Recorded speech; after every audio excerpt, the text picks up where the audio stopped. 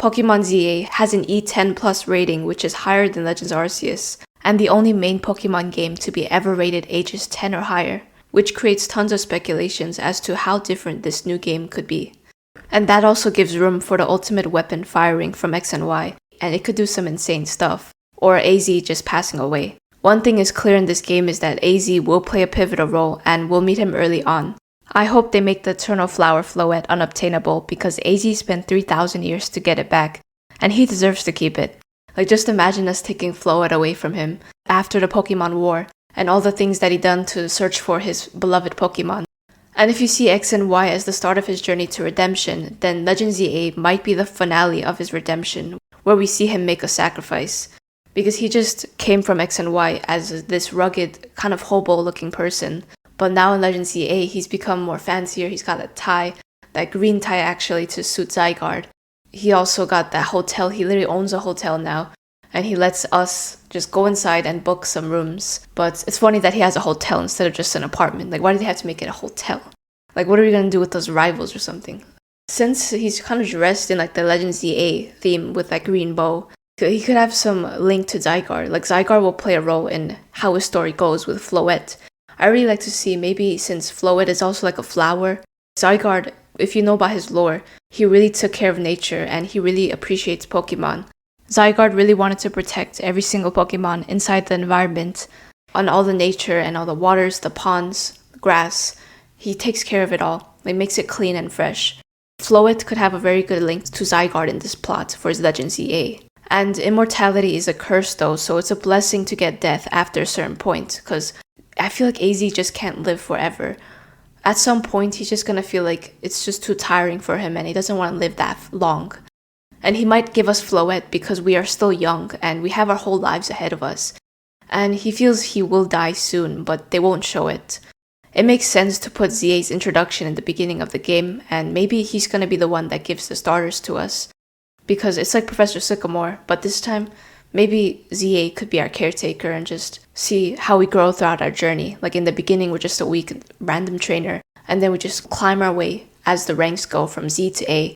And who knows, ZA, I feel like ZA is going to be the boss, the final boss of the ranking up challenge. Because his name is literally ZA, and the letters are, we're going climbing all the way, Z, Y, X. Like all those letters, we're going up to A. So it's going to be very cool. It's going to be epic. Like imagine the theme song. We never actually battled. We did battle ZA in X and Y. But it's going to be different. He's going to have those Mega Evolutions mechanics too. And also the moving around thing. Remember guys, it's going to be new battle mechanics. It's not going to be turn-based. It's going to be where you have to move around and control the Pokemon. So it's going to be very, very cool. And the ultimate weapon might just come back in these games, not in Geosenge, but in the Prism Tower, because we don't see Geosenge Town in the ZA games. It's only the Prism Tower in Lumio City, because it's going to be a central area, as it's in the middle of everything, and it's very tall. It's one of the tallest buildings ever.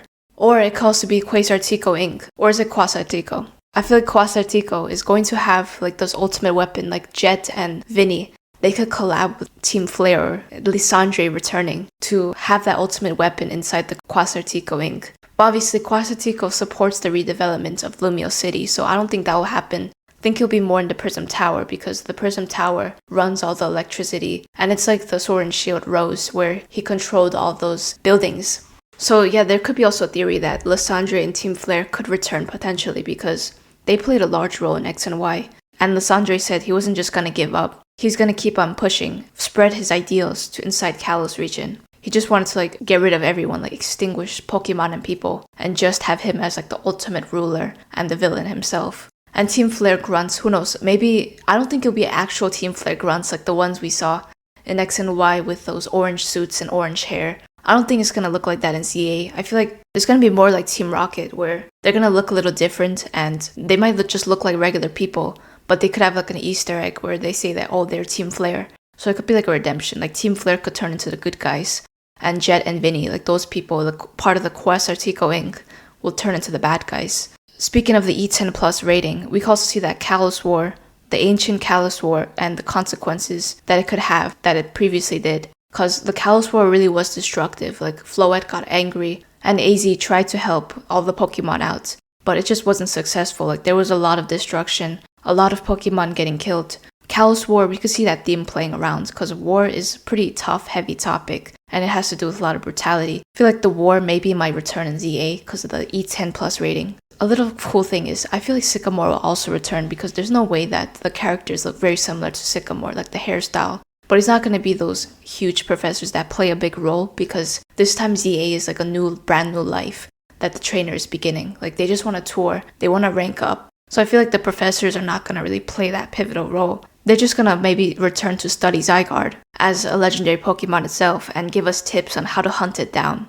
And yeah, once again, Zygarde is a perfect debut in the story because unlike Sun and Moon, this time it will definitely play a central story role.